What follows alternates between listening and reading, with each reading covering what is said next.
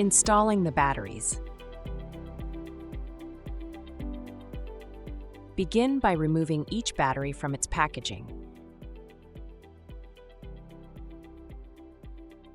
Ensure that the power system's DC power switch is in the off position.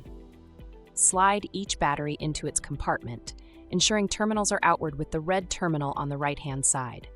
Connect the battery cables using provided bolts.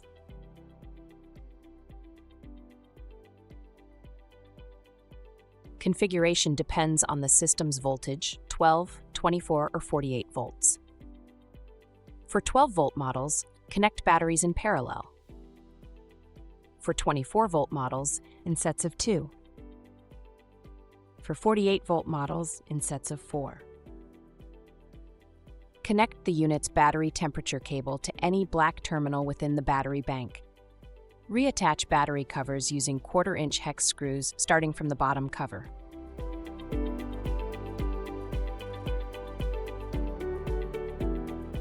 To commission your system, refer to the system startup procedure in the user manual.